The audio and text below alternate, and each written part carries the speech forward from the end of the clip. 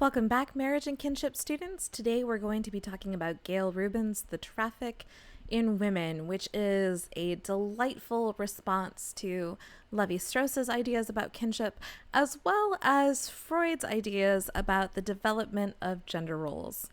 However, since we haven't read Freud, today in my discussion I'll mostly be focusing on how she responds to Claude Levi-Strauss.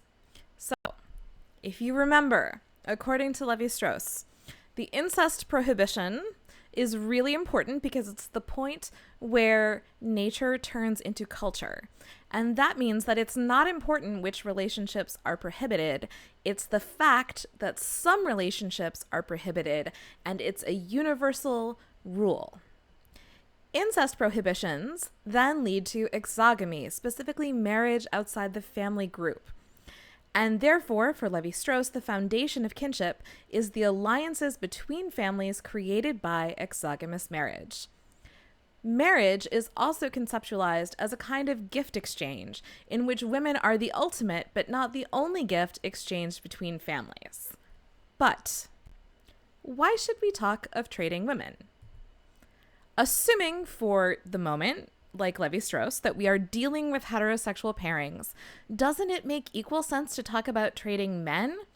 And depending on descent and residence rules, it just might. So quickly, some definitions. Unilineal descent is when children belong mostly to one side or the other side of the family.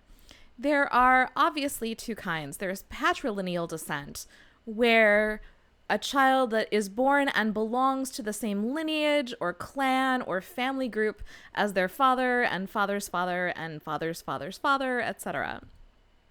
There is also matrilineal descent, where when somebody is born, they belong to the same lineage or clan as their mother and mother's mother and mother's mother's mother, and so on. There's also ambilineal descent, where children are considered to have equal ties to both parents' families. Descent rules often correlate with rules about where new married couples should live. Patrilineal societies also tend to be what we call patrilocal. Another term you might see is virolocal. Women move to live with their husbands' families upon marriage, and their children grow up with their father's descent group. Matrilineal societies also tend to be matrilocal, or another term you might see is uxorolocal. Men move to live with their wives' families upon marriage, and their children grow up with their mother's descent group.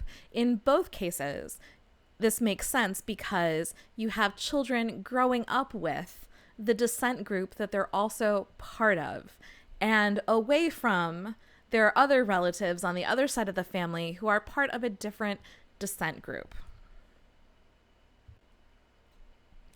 Societies that have ambilineal descent are often neolocal, which means that married couples form a new household after marriage. Children live with their parents as a nuclear family, and they visit kin on both sides of the family because you're attached to both sides of the family, right? A nuclear family, when we use this term, we specifically mean a married couple and their children. Its opposite is extended family, uncles, aunts, cousins, grandparents, etc. Anybody outside of that direct line of descent or outside of the two generations that are included in a nuclear family. So people above the parent generation, below the child generation, and your relatives who are off to the side, your uncles, aunts, cousins, etc. Surely, though, in these various scenarios, it is not only women who are being exchanged in the sense of being moved around from place to place. So why on earth should we speak of women as gifts, or of the need to distribute them economically according to the rational desires of men as opposed to their irrational hoarding desires? The answer lies in what Rubin calls the sex-gender system. Again, we're talking about this issue of nature versus culture.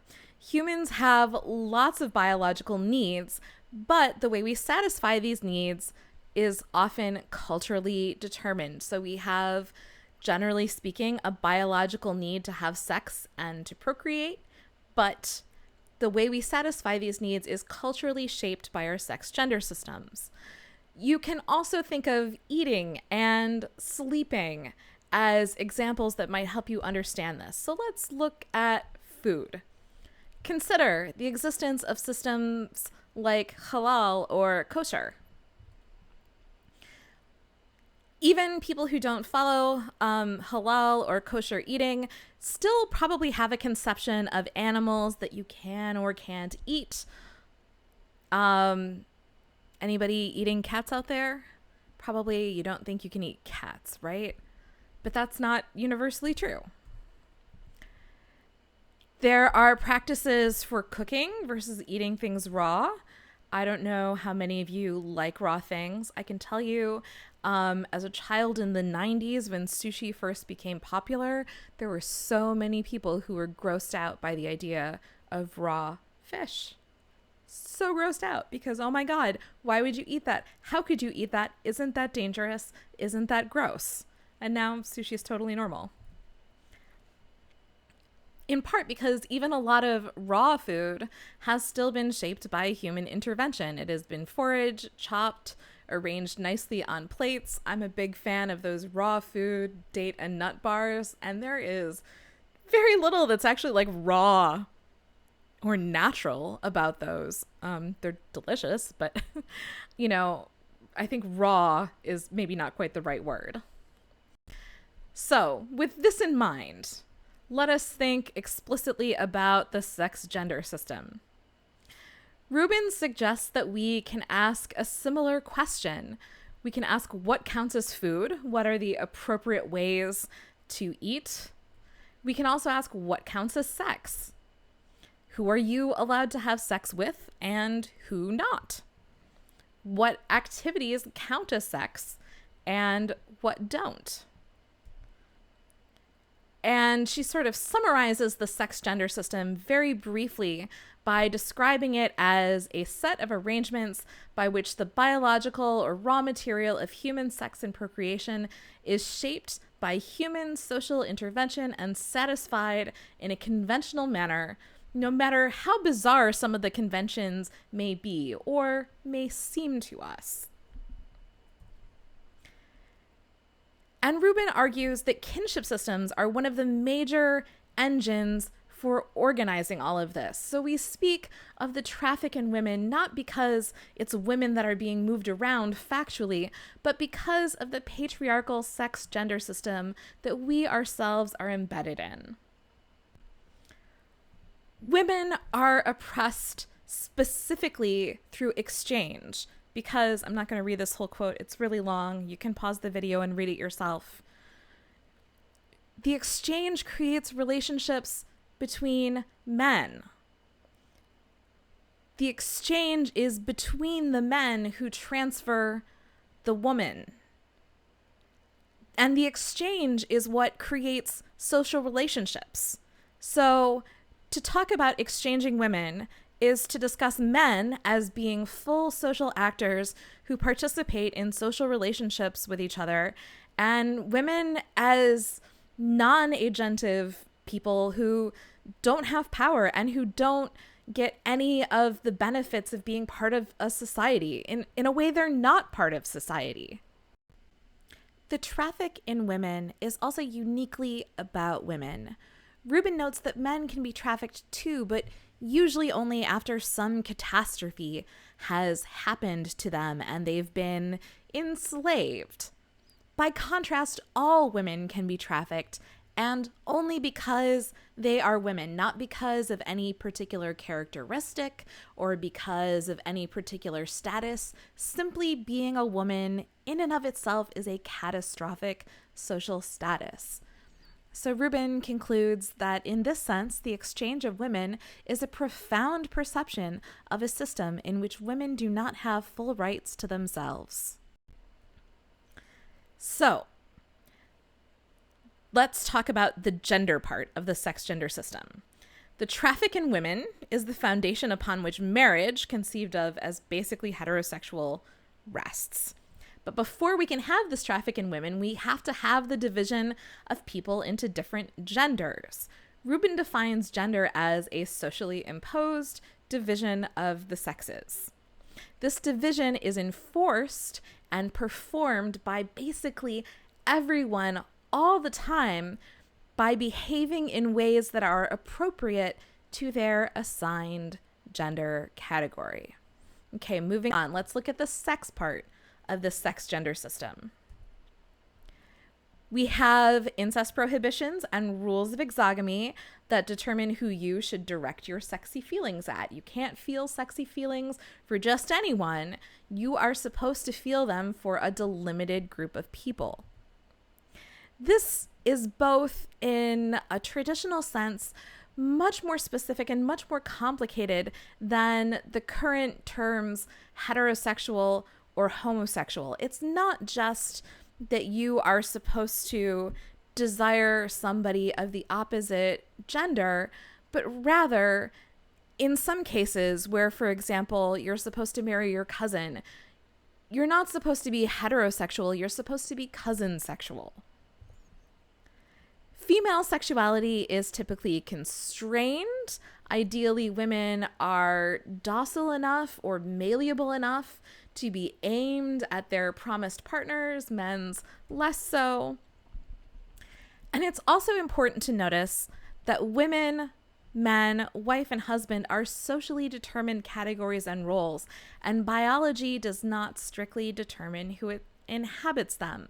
So, for example, you have phenomena like newer women marriage, where a man who has no male heirs can just designate one of his daughters as a son, and then she, as a son, is able to take a wife, and they probably enlist some help in conceiving a child, but then that child is hers, and she's the father of the child, and her wife is the mother. This is the thing that happens. There are also, in lots of different societies, historical and contemporary transgender and third gender roles. So biology and gender are not the same thing. And heterosexuality for Rubin is about the structural role you occupy, not about your actual body. So newer women marriage is something that Rubin would consider heterosexual. The structure of the system insists on a unit of opposites. So heterosexuality is compulsory, even if it's not heterosexuality as you might be thinking about it. So, what then is the role of kinship systems in shaping the sex gender system? They create gender divisions by determining who can be married to whom. They establish heterosexual social relationships, that is, marriage. They establish homosocial relationships of alliance between men who were not related previously. They determine the universe of appropriate sexual partners and sexual satisfaction for humans. And they delineate the responsibilities, obligations, and rights that are part and parcel of kin relationships. So, one question, this is awful. Why do we perpetuate it? How do we become the kind of people who adapt to the demands of kinship systems? How do we internalize the idea that all of this is normal and that men get to be real participants in society and women don't? Rubin suggests that we can look to psychoanalysis for an account of individual development, and here's where she talks about Freud.